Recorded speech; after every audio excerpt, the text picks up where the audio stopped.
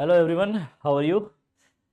Well, this is Girish Kumar Sahu, Faculty Path IAS Academy, and in this video lecture, we are going to discuss about the different essays asked in the Mains Test Series 2024, which is already launched on 16th of February in our academy. And you can get this Mains Test Series at your home also, because it is available in offline and online both modes.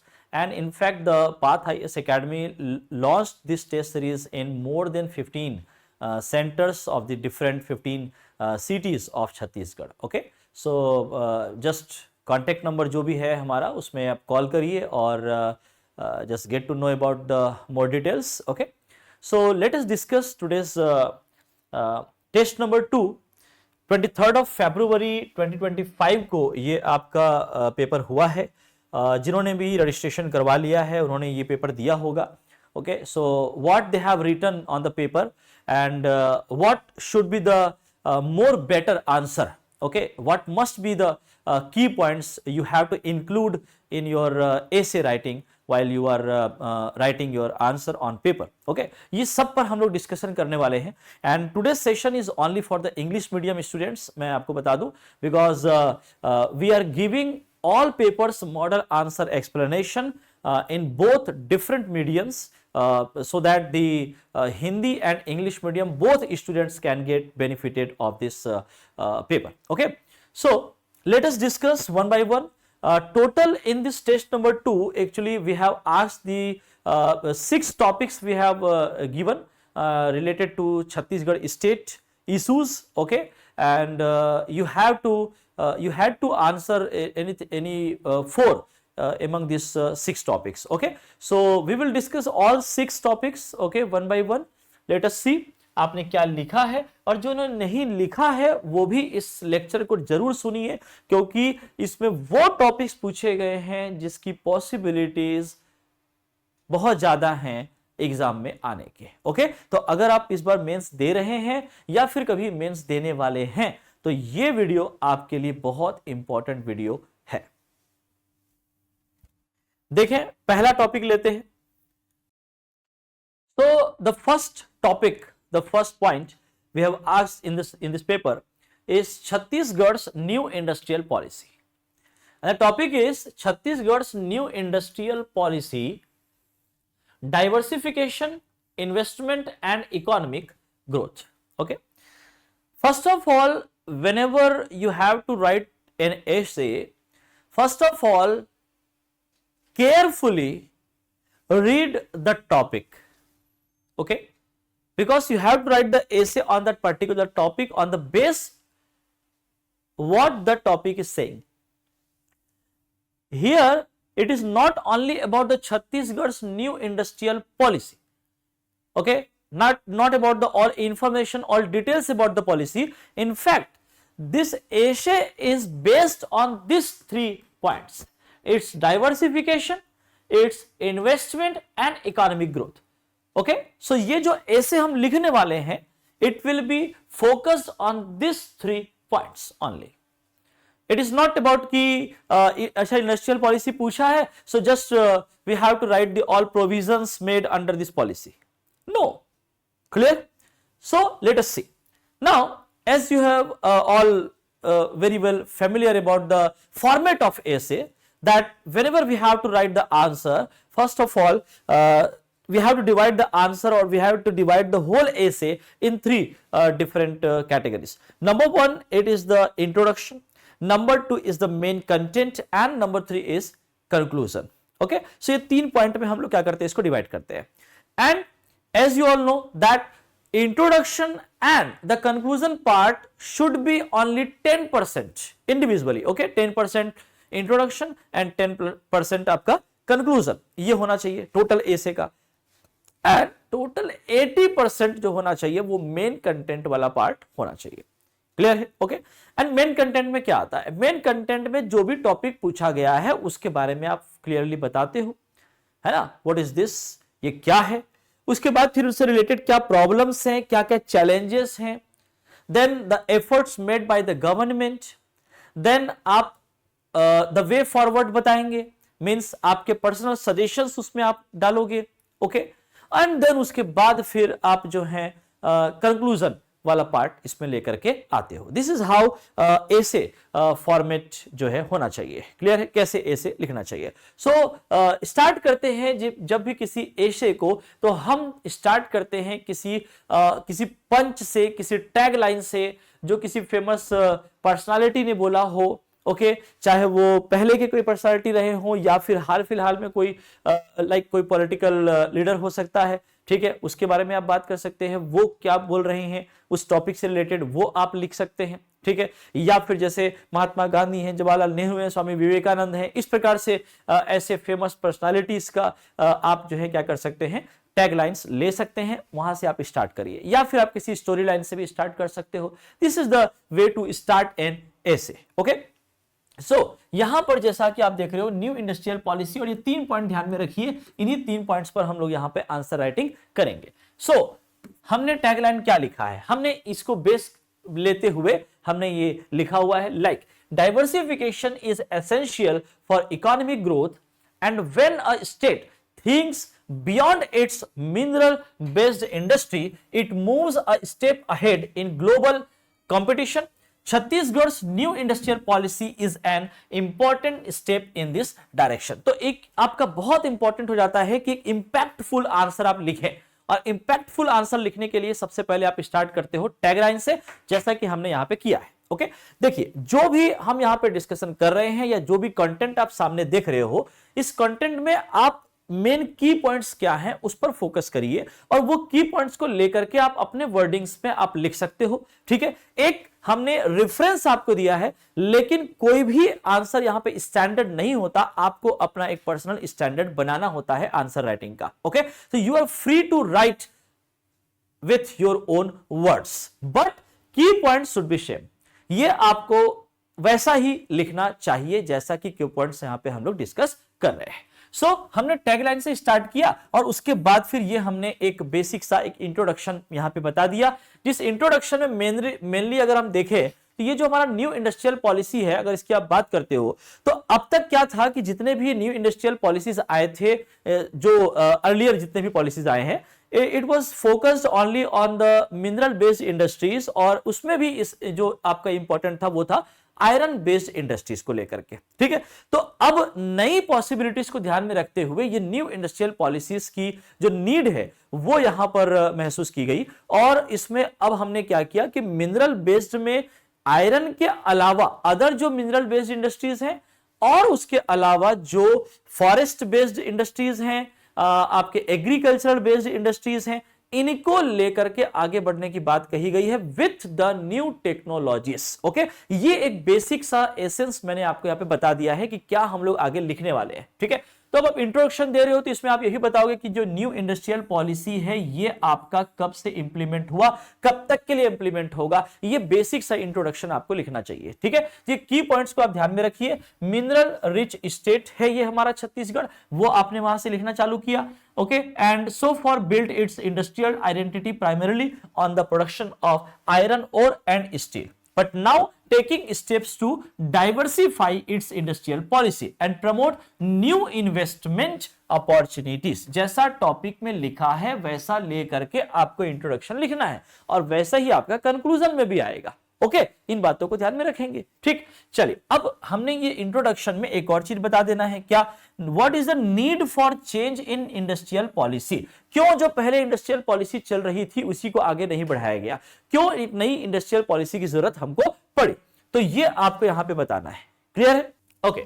सो जैसा कि हमने अभी discuss किया, so as per we have discuss the industrial economy of Chhattisgarh has been mainly dependent on steel and iron ore only, okay, because this is the core mineral which is available in Chhattisgarh in abundant quality along with the coal, okay. We are in the top 3 producers in iron and coal production, okay, in India अगर हम all India level की बात करते हैं। However, with time the need to change its situation was felt, so the state has large reserves of minerals, but despite this the state faced environmental problems also, so lack of diversity arising from excessive use of these minerals। तो क्यों ना अब mineral के अलावा other जो resources हमारे पास हैं उस पर फोकस किया जाए, तो वो पॉइंट हमने यहां पर डाला है when we are formulating this new industrial policy for Chhattisgarh. Okay, जिसमें हमको डाइवर्सिफिकेशन क्लियरली अब नजर आने लगा है। Why? Because here not only mineral based आपका इंडस्ट्रीज की हम बात कर रहे हैं, बल्कि फॉरेस्ट और एग्रीकल्चरल बेस्ड इंडस्ट्रीज भी यहां पर आएंगे। इवन टेक्नोलॉजी बेस्ड इंडस्ट्रीज को भी हमने यहां पर लिया है। ओके, सो ये हमने बता दिया कि need for change in industrial policy क्यों नीड रही। फिर आता है क्या? First step towards the diversification. अब आप आ जाओ, जो टॉपिक आपको एग्जाम में पूछा है उस पर आप आ जाओ, ठीक है, यानी कि क्वेश्चन में जो पूछा है। तो पहला आपको पूछा था डाइवर्सिफिकेशन के बारे में, तो आप सबसे पहले बता दीजिए first step towards diversification. Okay, तो यहां पर आप बता दें कि डाइवर्सिफिकेशन में क्या क्या एरियाज आपको कवर करना है। जैसे under this new industrial policy different sectors like pharmaceuticals, textiles, food processing, agricultural towards आपका product preservation, non-timber forest product processing and electronics। ये सारे सेक्टर्स के बारे में आप बता दीजिए कि यहां पर ये डाइवर्सिफिकेशन हम जो बोल रहे हैं तो इसमें क्या कदम उठाए गए हैं। क्लियर ये बात? ओके, उसके बाद फिर आप बताएं कि जो आपका ये सेक्टर्स हमने यहां पे लिया है, इसमें पर्टिकुलरली प्रायोरिटी जो हम दे रहे हैं सेक्टर्स में, ये सेंसिटिव हो जाता है from a technological and environmental perspective, तो इसको भी ध्यान रखना है। Such as semiconductor chip manufacturing, green hydrogen, electric vehicles, ये बिल्कुल की पॉइंट्स जो है आप ध्यान में रखिए, ये सब हमको अपने आंसर राइटिंग में इंक्लूड करना चाहिए। फिर हमने एक स्टेटमेंट दे दिया एक इन्वेस्टमेंट कमिश्नर ऑफ छत्तीसगढ़ का। ओके, तो इससे क्या हो जा रहा है कि वो क्या कह रही है, हम जस्टिफाई कर रहे हैं अपने जो हमने लिखा है, हमने ऐसे ही हवा में बात नहीं करी है, ठीक है। हाँ, याद रखेंगे। The state wants to diversify and tap the potential of various sectors. We have identified 6 new priority sectors in the new industrial policy and are exploring of the potential of the sectors such as tourism and food processing. Okay, so this changed policy will completely change the industrial landscape of Chhattisgarh and help the state move towards a stable and prosperous economy. Okay, इस प्रकार से यहां पर आपने first step toward diversification में sector का नाम लिख दीजिए और उसके अलावा फिर आपने बता दिया कि प्रायोरिटी हम किसको दे रहे हैं, ठीक है, कौन कौन से सेक्टर्स को। तो डाइवर्सिफिकेशन आ गया इसमें। Now efforts to attract the investment. अब आपके क्वेश्चन का सेकंड पॉइंट आ गया, इन्वेस्टमेंट, ठीक। इसमें आप बता दीजिए, क्या आंकड़ों के साथ बता दो, डेटा के साथ बता दो, क्योंकि आप सीजीपीएससी का सिलेबस उठा के देख लीजिए। In this syllabus it is clearly mention that the issues related to Chhattisgarh, their problems, the data to justify and their resolution, ठीक है, किस प्रकार से उन चीजों का निराकरण किया जाएगा, इस तरीके से आपको आंसर लिखना है, ऐसा क्लियरली मेंशन है उसमें। तो डेटा के साथ बात करो ना तुम, ठीक है, ये आप आंकड़ों के साथ बात करो कि इसमें आप बताइए अट्रैक्ट द इन्वेस्टमेंट, तो किसने किसने क्या क्या इन्वेस्टमेंट किया है। ओके, कुछ सबमिट वगैरह हुए हैं उसके बारे में बता दीजिए, ठीक है, इन्वेस्टर्स मीट जो आपका हुआ हाल फिलहाल में उसके बारे में डिटेल बता दीजिए, है ना, कौन सी कंपनी ने कितना प्रपोजल दिया है, कितने इन्वेस्टमेंट का प्रपोजल दिया है, ये आप आंकड़े यहां पे डाल दो। किसके लिए बताया है वो भी बता दीजिए, like manufacturing plant, food processing hub, bamboo park, electric vehicles manufacturing plant, इन सब के लिए 15,000 करोड़ रुपीस यहाँ पे इन्वेस्टमेंट मिल रहा है। Polytech electronics has proposed to set up a semiconductor chip manufacturing plant, है ना, इन नया रायपुर बाय 1134 करोड़ रुपीस। तो ऐसे इस तरीके से आप एग्जांपल दे दो। क्लियर? देन आपका नेक्स्ट आता है एम्प्लॉयमेंट एंड सोशल इंक्लूजन। ये जो न्यू इंडस्ट्रियल पॉलिसी है इसमें सोशल इंक्लूजन की भी बात करी गई है, यानी कि वो जो लाइक बैकवर्ड में आते हैं, बैकवर्ड क्लास में, उनको अगर हम मेन फोकस करें तो उसके लिए गवर्नमेंट ने इस न्यू इंडस्ट्रियल पॉलिसी में जो है क्या किया है, कुछ प्रोविजंस किए हैं। जैसे कि the new industrial policy several important initiatives इसमें लिए गए हैं, है ना, जैसे state government aims to generate 5 lakh jobs in the next 5 years, उसके बारे में बताया। देन अगर इसमें बात करें तो इसके लिए बी स्पोक पैकेजेस यहां पर लोकल एम्प्लॉयमेंट जनरेशन के लिए यहां पर लाया गया है। फिर बात करी गई है कि granting 40% of net salary to disabled person on providing the permanent jobs. General condition में 30% का ग्रांट दिया जाता है, ठीक है। ये कहता है कि डिसेबल्ड पीपल को अगर परमानेंट जॉब देगी जो इंडस्ट्री है वो, तो उसके लिए 40% का आपका क्या दिया जाएगा, यहां पर ग्रांट जो है सरकार देगी। ये इस तरीके से इनिशिएटिव लिया गया है, ठीक है। रिटायर्ड अग्निवीर्स के लिए, सरेंडर्ड नक्सलाइट्स के लिए यहां पर इंक्लूड किया गया है ये, ओके। तो ऐसे लोगों को समाज की मुख्य धारा में लाना, इससे और जो है क्या होगा, डेवलपमेंट सभी क्लासेस में होगा। तो इसको हम लोग क्या बोल रहे हैं, सोशल इंक्लूजन कह रहे हैं। बात समझ में आ गई। तो ये एक इंपॉर्टेंट टॉपिक है आपके इस एसे का। देन फेवरेबल एडमिनिस्ट्रेटिव एनवायरमेंट, जाहिर सी बात है एडमिनिस्ट्रेटिव जो एनवायरमेंट है ऐसा अगर किया जाएगा तो जाहिर सी बात है इन्वेस्टमेंट ज्यादा होगा। क्लियर है, ठीक है।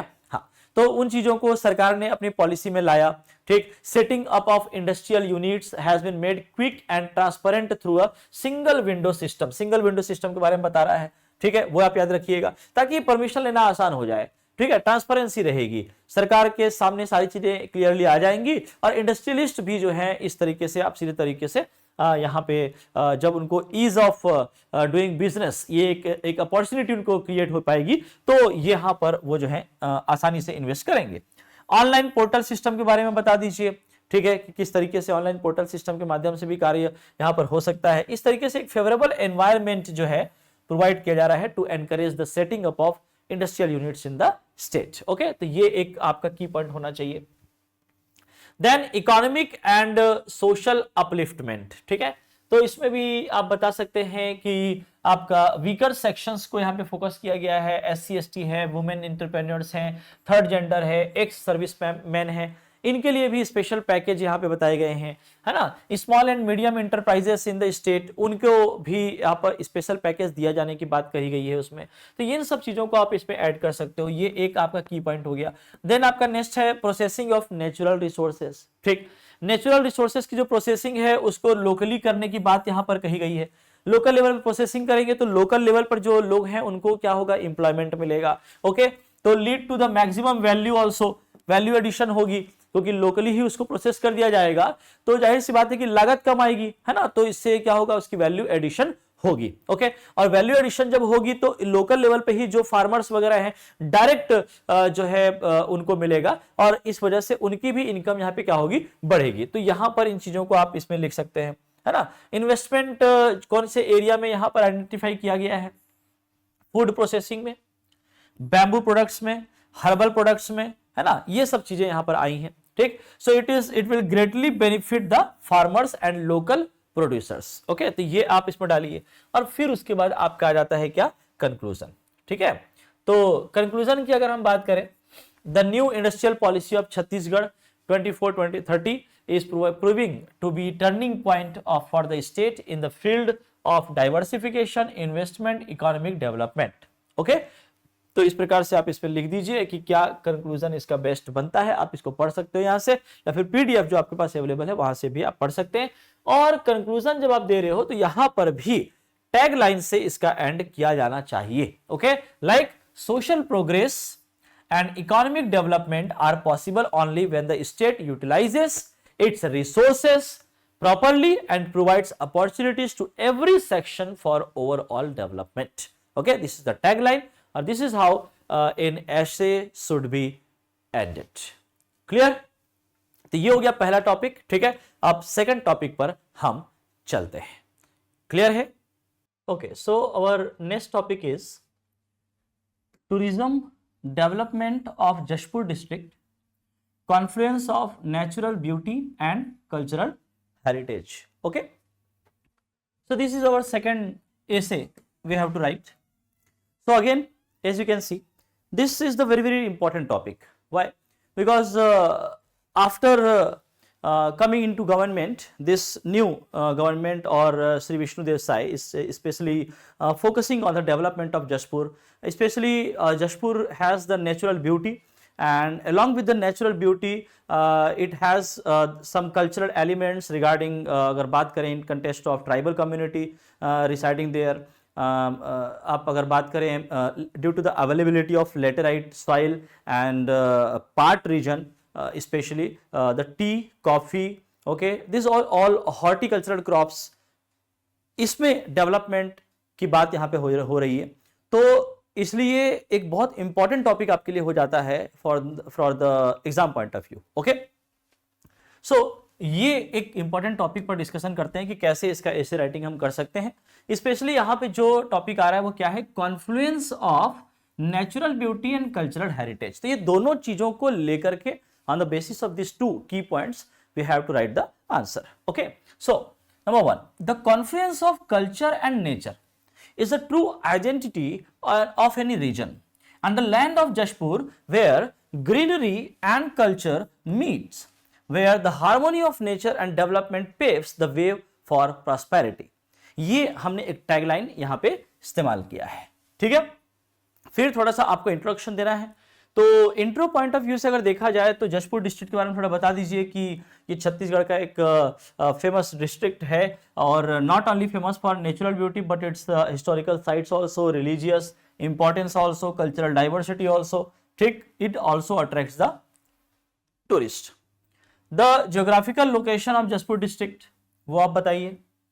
Beautiful waterfalls, mountains, dense forest, unique culture heritage, ये इसको एक यूनिक टूरिस्ट स्पॉट बनाते हैं। तो ये जो आपने इंट्रो में लिखा, it has this waterfall, mountain, dense forest and unique cultural heritage, बस इन्हीं 4 पॉइंट्स को आपको क्या करना है, इलेबोरेट करना है, डिस्क्राइब करना है। ओके, लाइक वाटरफॉल, तो वाटरफॉल के बारे में कुछ बता दीजिए, एक आध वाटरफॉल का नाम बता दीजिए और उसके बारे में थोड़ा डिटेल बता दें। माउंटेन्स की बात करें तो जैसे लाइक एक मधेश्वर हिल बहुत ही लाइमलाइट में है, चर्चा में है, मधेश्वर हिल के बारे में बताइए। ओके, डेंस फॉरेस्ट रीजन के बारे में आप बता रहे हैं।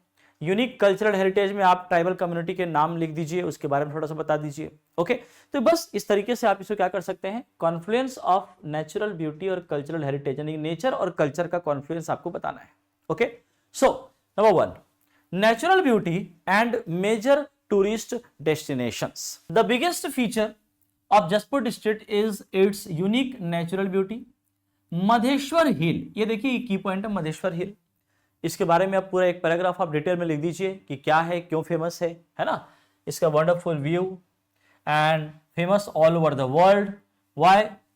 क्योंकि इसमें नेचुरल शिवलिंग की जो फ्लेक्सिबिलिटी नजर आती है वो इसको इंपॉर्टेंट बनाती है, फेमस बनाती है, और हाल ही में इसको Golden Book of World Records में शामिल किया गया है ना, as the world's largest natural Shivling. Okay, तो ये एक इंपॉर्टेंट पॉइंट आपको जरूर लिखना चाहिए अगर जशपुर के बारे में पूछ रहा है तो।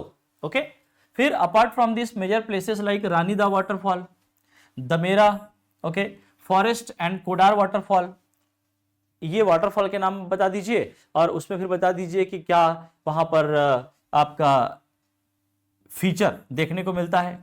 एडवेंचर लवर्स के लिए इंपॉर्टेंट चीजें हैं like activities like trekking, bird watching, jungle safari, ये सब आपको वहां पे मिलेगा, ठीक। फिर उसके बाद फिर ये आपने जो बताया, ये आपने जो है नेचुरल ब्यूटी और मेजर टूरिस्ट डेस्टिनेशन के तौर पे लिख दिया। एक हिल के बारे में एक पैराग्राफ और एक आपका जो है वाटरफॉल के बारे में एक पैराग्राफ, ठीक है। नाउ नेक्स्ट इज, अब आप इसमें बताइए cultural and religious heritage.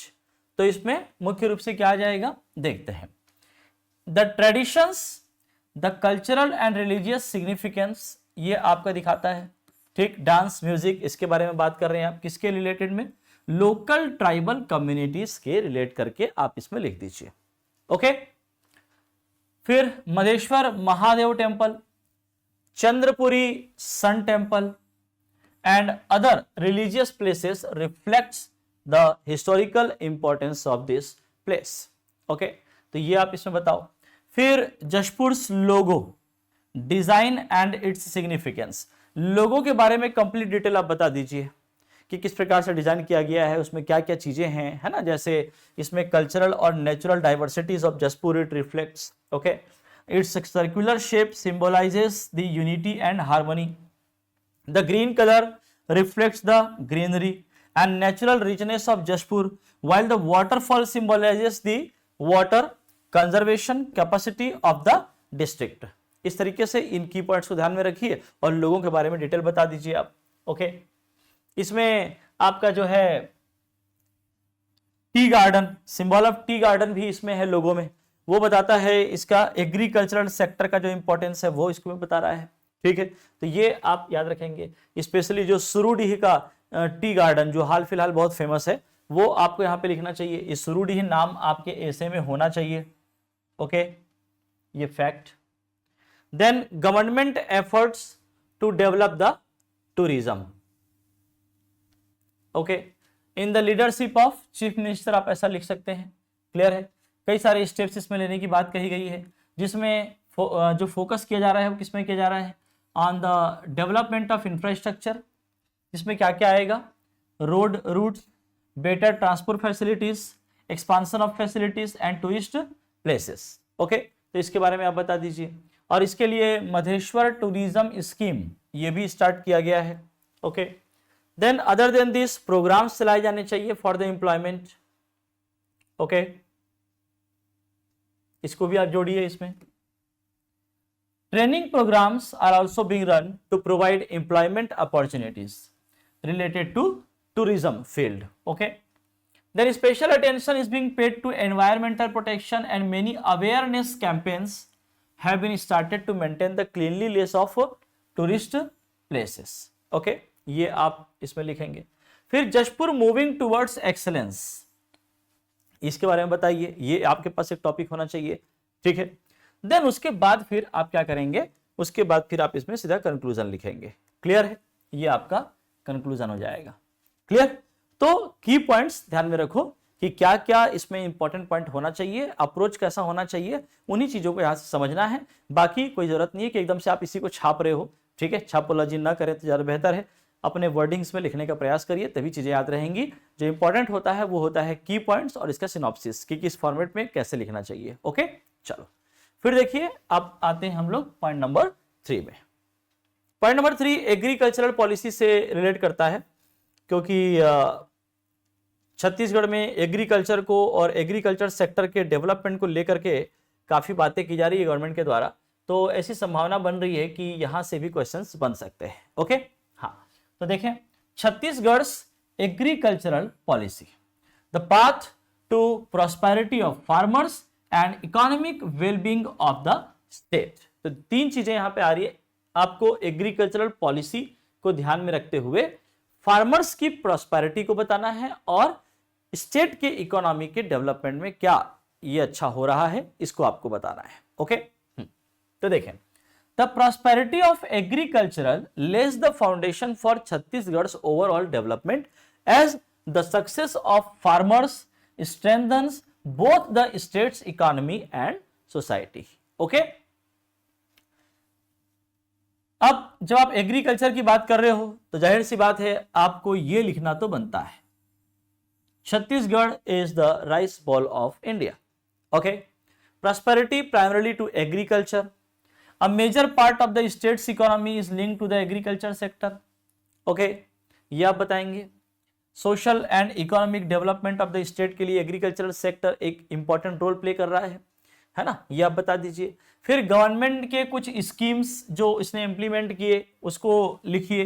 Policies in the interest of farmers which not only increase the agricultural production but also insured the prosperity of farmers. Okay, इस प्रकार से इसमें लिखिए। फिर major agricultural schemes and programs क्या हैं वो इसमें आप बता दीजिए। सिग्निफिकेंट स्टेप्स में क्या क्या आ सकता है, देखिए, एक तो आपका क्या, procurement of paddy eight support price. Okay, तो इसमें कंप्लीट डिटेल दे दीजिए आप, आंकड़ों के साथ बात करिए, फैक्ट के साथ बात करिए, आप डेटा के साथ बात करिए कि for this year economic year this much amount of grain is paddy is purchased procured on MSP, so this was the MSP and total कितना पेमेंट किया गया फार्मर्स को, है ना। इस तरीके से पूरा डिटेल इसमें आप बता दीजिए आप। देन अमेंडमेंट ऑफ कृषि उपज मंडी अधिनियम, इसमें अमेंडमेंट किया गया। ठीक, अमेंडमेंट ये किया गया कि जो ट्रेडर्स हैं और प्रोसेसर्स हैं from other state to buy and sell agricultural produce through the e NAM portal of the government of India without registration. ठीक है, रजिस्ट्रेशन की जरूरत नहीं है, वो कुछ भी बाय कर रहे हैं, सेल कर रहे हैं, तो इससे क्या हो गया कि इजीली ये अवेलेबल हो जाता है, ठीक है। And this helps the farmers receive better prices and improves their economic condition. Okay, तो ये एक संशोधन या अमेंडमेंट इस अधिनियम के तहत किया गया, ये भी आप मेंशन जरूर करिए। देन आपका agriculture loans and financial assistance. Okay, इसमें बताइए कि 1 अप्रैल 2014 से गवर्नमेंट जो है फ्री ऑफ चार्ज यानी कि 0% इंटरेस्ट पर एग्रीकल्चरल लोन देती है, शॉर्ट टर्म एग्रीकल्चरल लोन, ठीक है। तो उसके बारे में आप थोड़ा सा बता दीजिए कि कितने लाख तक का एग्रीकल्चरल लोन इसमें दिया जाता है विदाउट इंटरेस्ट, है ना। 2024 में कितने लाख फार्मर्स जो हैं, इनको कितना करोड़ रुपए यहां पर शॉर्ट टर्म एग्रीकल्चरल लोन जो है अप्रूव किया गया। देन आपका Deendayal Upadhyay landless labour agricultural labourers scheme, है ना, इसके तहत भी आपका क्या है 10,000 rupees per year to the landless families दिया जाता है, ये आप इसमें बताइए। फिर आता है एक्सपांशन ऑफ इरिगेशन फैसिलिटीज, ठीक है। इसमें इरिगेशन फैसिलिटीज के साथ में, इरिगेशन स्कीम के साथ में आप सोलर सुजला स्कीम, इसको आप इसमें लगा सकते हो, ठीक है ना, ये आप बताइए। बजट में कितना करोड़ रुपए एलोकेट किया गया है वो आप बता सकते हैं न्यू इरिगेशन प्रोजेक्ट्स के लिए। Okay, then minor irrigation project के लिए कितना है, देन आपका नाबार्ड फंडेड जो इरिगेशन प्रोजेक्ट है उसके लिए कितना अमाउंट दिया गया, और कितना अमाउंट एलोकेट किया गया for the construction of anicuts and stop dams, ठीक है, ये आपको इसमें लिखना है, ठीक है। फिर इसमें देखें increase in agricultural budget. Increase in agricultural budget में क्या, Chhattisgarh government has increase the agricultural budget by 33%। बिल्कुल आपको इसको लिखना होगा क्योंकि छत्तीसगढ़ जो है ऐसा स्टेट है जो अलग से एग्रीकल्चरल बजट जो है जारी करता है ना। तो ये आपका 33% इस बजट में जो है इंक्रीज किया गया है, इसके बारे में आपको जरूर लिखना चाहिए। Clear? Then government's focus on agriculture, such financial support and budget increases can improve the farmers' condition and ensure the proper prosperity of agriculture and farmers both. Then increase in agricultural productivity, ठीक है, किसमें क्या क्या productivity बढ़ी है उसके बारे में आप बताइए। Production of paddy, pulses and oil seeds in Chhattisgarh, okay, तो 3% increase in total food grain production, 9% increase in pulses production and 1% increase in oil seeds production, ये आप उसमें लिख दीजिए। Then agriculture and state economic prosperity, the development of the agriculture sector is strengthening the state's economy. Okay, इसमें आप थोड़ा छत्तीसगढ़ के GDP को ध्यान में रखते हुए आप बताइए कि कैसे वो इंक्रीज कर रहा है, प्रॉस्पेरिटी को, लिविंग स्टैंडर्ड्स को कैसे बढ़ा रहा है, ये चीजों को आप इसमें ऐड करिए। ओके, देन आपका सजेशंस बहुत इंपॉर्टेंट है ना। सजेशन में क्या क्या, सजेशन में देखिए एक तो क्लाइमेट चेंज है ना, क्लाइमेट चेंज एक इंपॉर्टेंट बोलना चाहिए कि चैलेंज है फार्मर्स के लिए भी, गवर्नमेंट के लिए भी, है ना। तो उससे निपटने के लिए क्या किया जा सकता है, तो promote the climate smart farming practices and drought tolerant crops, इसके लिए आप तैयार रहें। Drought crisis, expand the irrigation facilities, implement the rain water harvesting system, ये सब चीजें थोड़ी सी नई है ना, और इसको इंप्लीमेंट करो ज्यादा से ज्यादा। Lack of mechanisation, smart agriculture technology, financial assistance, ये सब आप पर्सनल सजेशंस पे डाल सकते हो। और उसके बाद फिर ये आपका कंक्लूजन वाला पार्ट आ जाता है, ठीक है, और इस तरीके से आप इसको एंड कर देते हैं, है ना, याद रखिएगा। तो ये हो गए आपके तीसरा टॉपिक जिसपे हमने डिस्कशन किया है। ओके, देखिए मैं बहुत ज्यादा इसको पढ़ नहीं रहा हूं, आपके पास पीडीएफ अवेलेबल है, जो भी जो है आपने मेंस की टेस्ट सीरीज आपने दी होगी पाथ की, या फिर आगे आप रजिस्ट्रेशन करते हो तो ये पीडीएफ आपको इजीली अवेलेबल करवा दिया जाता है, ठीक है। अदरवाइज नहीं भी जो रजिस्ट्रेशन जिन्होंने नहीं करवाया है तो वो डायरेक्टली यहां से आप स्क्रीनशॉट ले लीजिए, इसको पढ़ लीजिएगा, ठीक है। ओके, लेकिन इंपॉर्टेंट टॉपिक्स हैं इसलिए आपको जरूर करना चाहिए। चलिए अगला और चौथा जो हमारा ऐसे है, इसमें देखिए this video is only for the English medium students. Okay, Hindi medium students के लिए अलग से जो है अवेलेबल करवाया गया है। Okay, Chhattisgarh a centre of attraction for investors, चलिए भाई अब इसके बारे में बात करते हैं। क्लियर?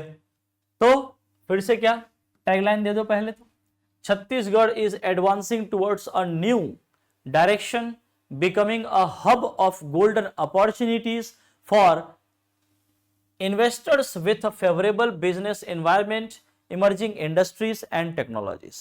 ठीक है, ये पूरा डिटेल अब आपको इसमें बताना है। तो छत्तीसगढ़ जो पहले कभी मिनरल रिच रिसोर्सेस के लिए जाना जाता था, वो अब other than this mineral rich resources industrialisation और मॉडर्न इंडस्ट्रीज के लिए भी अब जाना जा रहा है।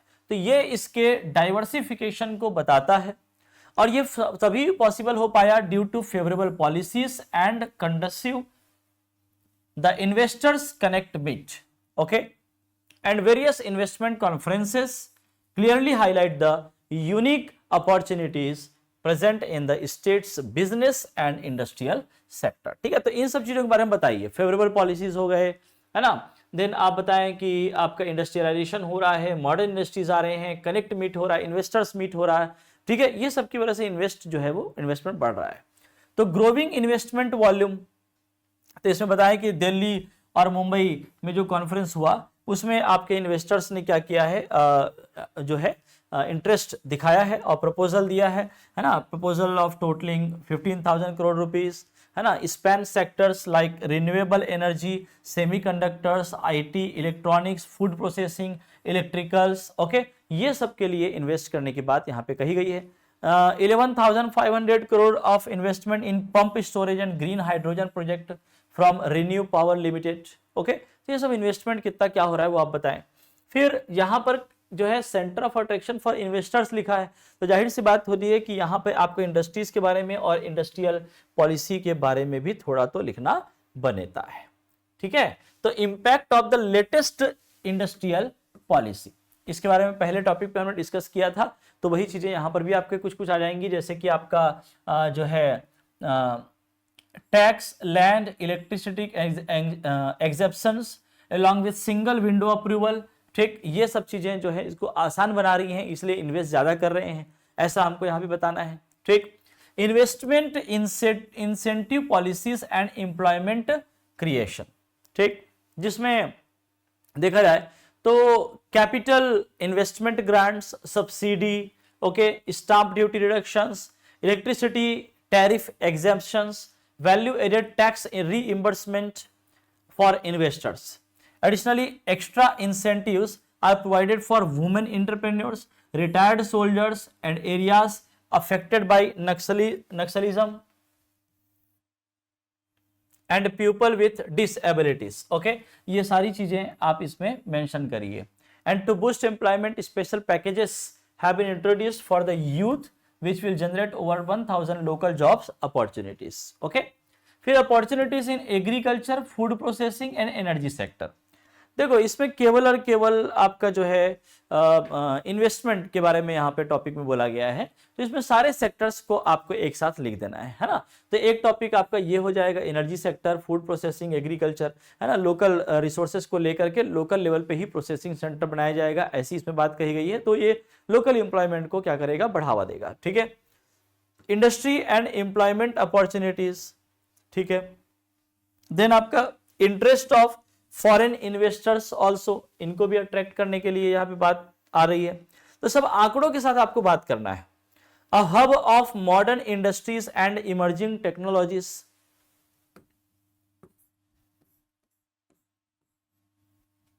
देन आपका कंक्लूजन, ओके। कंक्लूजन के साथ साथ आप याद रखिएगा कि आखिर में आपको एक टैगलाइन जरूर देना है, ठीक है ना। तो लिख सकते हैं ऐसे, इसमें की पॉइंट्स को ध्यान रखिएगा, बार बार कह रहा हूं, और उसके आधार पर आप चालू हो जाइए। ठीक, आंसर राइटिंग प्रैक्टिस कर लीजिएगा। और अब सीजीपीएससी का बहुत ही फेवरेट टॉपिक, जिसमें हर साल जो है आपका एसे राइटिंग लिखने के लिए आता है। ठीक है, तो टॉपिक क्या है, decline of Naxalism and wind of change in the Bastar, okay, where darkness spreads through struggle and violence. A new dawn of development and prosperity arises from the light. The decline of Naxalism in Bastar and the winds of change symbolize that when people move forward with peace and unity, no difficulty can steer them away from their goal. ये एक tagline यहाँ पे इस्तेमाल हुआ है, ठीक है। अब जब यहाँ पे बात हो रही है डिक्लाइन ऑफ नक्सलिज्म और world wind of change in Bastar, तो जाहिर सी बात है पहले आपको बस्तर में और बस्तर में जो नक्सलवाद है, नक्सलिज्म है, उसके बारे में थोड़ा बताना होगा, ठीक है। तो यहाँ पर हमने बता दिया बस्तर के बारे में कि a major tribal region in Chhattisgarh has been affected by influence of Naxalism. Clear, ये आपने बता देना है, ठीक। और नक्सलाइट्स जो है वो hiding in the forest west and armed struggle against the state and central government, ठीक है, stirring up discontent and rebellion among the tribal community. Okay, in recent year there has been a visible decline in Naxalism and the emergence of new wave of change in Bastar. This transformation is driven by several factors: strong government strategies, the support of local tribal communities, and the efforts to raise awareness in society. ठीक है, ये आपका introduction हो गया।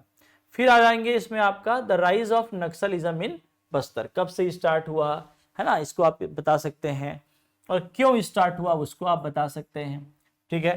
तो social economic inequality की वजह से ये हुआ कि बस्तर के जो ट्राइबल एरियाज हैं उसमें गवर्नमेंट प्लान्स जो है नहीं पहुंच पा रही है, या pace of development is very slow, ठीक है।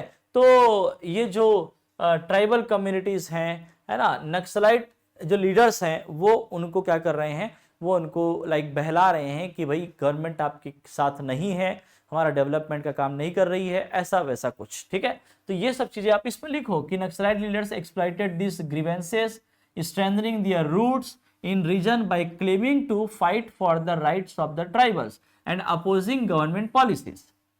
इस तरीके से नक्सलाइट्स ने क्या किया, भड़काया लोगों को। तो as a result the tribal community initially supported the Naxal activities but believing it was for the protection of their rights and resources. Over the time, Naxalism spread across Bastar's forest and hills, gaining ground among the tribals. Okay? फिर उसके बाद बताइए कि आपका the decline of Naxalism, ठीक है। तो ये डिक्लाइन ऑफ नक्सलिज्म बता दीजिए, उसमें कौन कौन सी चीजें गवर्नमेंट ने चलाई हैं, है ना, जैसे कि ऑपरेशन ग्रीन हंट हो गया। ओके, ये चीज आपको मेंशन करनी है, डिक्लाइन कर में एक इंपॉर्टेंट इसका रोल प्ले रहा है। फिर नक्सलाइट रिहेबिलिटेशन पॉलिसी, ठीक, इसके बारे में भी आप बताओ कि जो भी नक्सल जो है वो सरेंडर कर रहे हैं तो उनके रिहेबिलिटेशन के लिए, उनके लाइक बच्चों के लिए स्कूलिंग का अरेंजमेंट करना, इन सब चीज़ों को थोड़ा सा क्या किया, नक्सल जो है बढ़ावा दिया, और इस वजह से नक्सलिज्म क्या हो रहा है, कम हो रहा है, ठीक है। Social awareness and the transformation of tribal society, ठीक है, यहां पर भी बात करी गई। जैसे ही वीकनिंग हुआ नक्सलिज्म का तो the significant transformation occurred in Bastar's tribal society, ठीक, कैसे, उनके राइट्स के बारे में उनको बताना, expansion of education, health care, employment opportunities, ये सब जो है क्या किया गया, उनके दिमाग में भरा गया, ठीक। और इस तरीके से ये जो है सोशल अवेयरनेस का काम यहाँ पे चालू हुआ। इसमें कुछ इंपॉर्टेंट एनजीओज भी हैं जिन्होंने अपना काम चालू रखा नक्सलिज्म के खिलाफ, ठीक। फिर आपका गवर्नमेंट स्कीम्स एंड डेवलपमेंट में आ जाओ। गवर्नमेंट के स्कीम्स और डेवलपमेंट की बात करें तो यहाँ पर आपका करंट डेवलपमेंट जो हुआ है बस्तर का, उसमें road construction, building of large bridges, mobile connectivity, campaigns against Naxalism and seizure of Naxal goods, okay, ये सब चीजें हैं। गवर्नमेंट स्कीम्स में नियद नेल्लानार योजना, ये जरूर आप मेंशन करिएगा, नियद नेल्लानार। देन आपका Lon Varratu Abhiyan, operation green hunt and operation Prahar, ये इसने चलाया। Civic action program and Samadhan initiative, okay, these are the key points जो आपको लिखना है। तो डिटेल में एक एक दो दो लाइन इसका डिटेलिंग कर दीजिएगा, बहुत ज़्यादा नहीं लिखना है, ओके, अदरवाइज 750 से बाहर चला जाएगा, ठीक है, वर्ड लिमिट, ओके।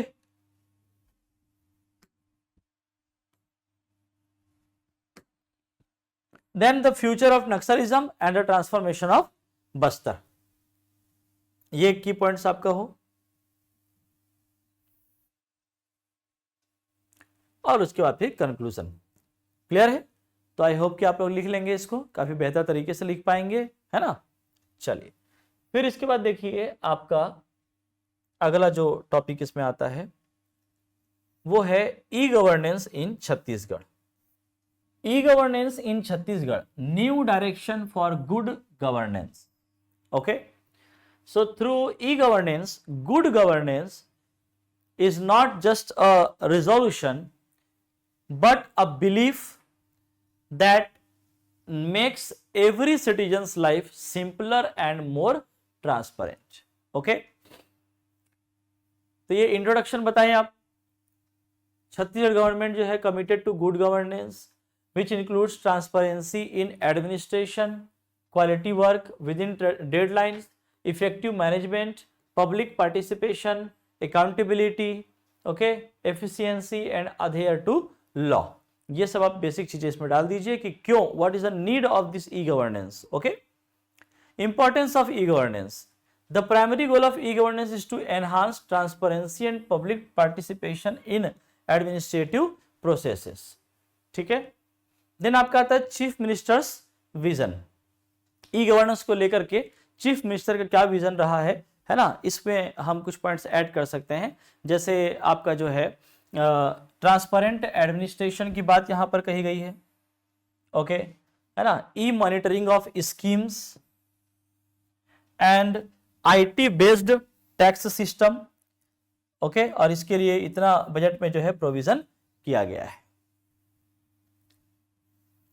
फिर आता है e governance in urban bodies. Urban bodies में 168 अर्बन लोकल बॉडीज हैं with the establishment of budget and accounting models, ठीक। 47 अर्बन बॉडीज में GIS, geological information system based software will be developed for prosperity service, okay, property service service and bringing transparency to property tax collections. इस provision के लिए 30 करोड़ का यहाँ पे प्रावधान किया गया है, ये आपका ई गवर्नेंस के लिए, ठीक है। कितना? 30 करोड़ रुपीस का अलॉटमेंट किया गया है। फिर Atal dashboard and other digital initiatives, ठीक है, ये सब इसमें आ जाएंगे, है ना। देन आपका implementation of national education policy, okay, focusing on digital and AI based teaching process, यहाँ पे बात हो रही है, ओके, ये सिस्टम डेवलप करने की। फिर Bharat net project, under the Bharat net project इतना ग्राम पंचायत जो है in the state have been connected through optical fibre cables, ठीक है, ऑप्टिकल फाइबर केबल्स के थ्रू क्या करेंगे, प्रोवाइड करेंगे internet, okay. A pool fund of 66 crore has been set aside for maintenance and operation.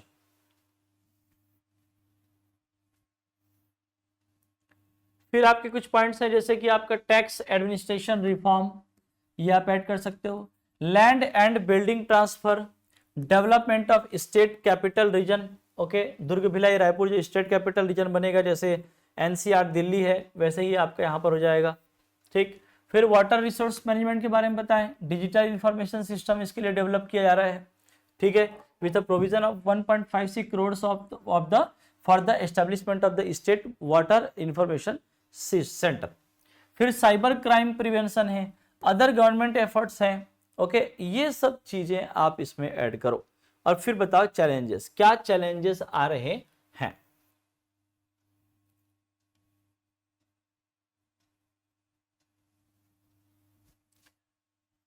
Technological infrastructure, administrative training, ठीक, इस पर ध्यान देने की जरूरत है। Cyber security, coordination and sensitivity, financial management, okay, ये की पॉइंट्स आप लिखो। देन सजेशंस भी दीजिए आप, जैसे कि government should prioritise improving digital infrastructure and internet connectivity specially in the rural areas. Then a dedicated team of cyber security should be formed and new security technologies should be mandatory training on digital tools. Software should be provided for government employees to engage through workshop and e-learning processes, and then to engage citizens actively. Online platforms for public hearing and feedback systems should be introduced. Okay, ये सब point आप अपने suggestion में लिखोगे और फिर उसके बाद आता है आपका conclusion. Through technological progress and transparency, good governance will lead Chhattisgarh towards a bright future. Okay, इस तरीके से आपको ऊपर क्या करना है, मेंशन करना है.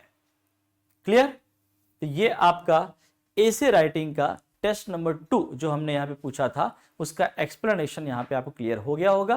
की पॉइंट्स ध्यान में रखो और अपने वर्ड्स में ही लिखने का प्रयास करना है. ओके, चलिए, थैंक यू.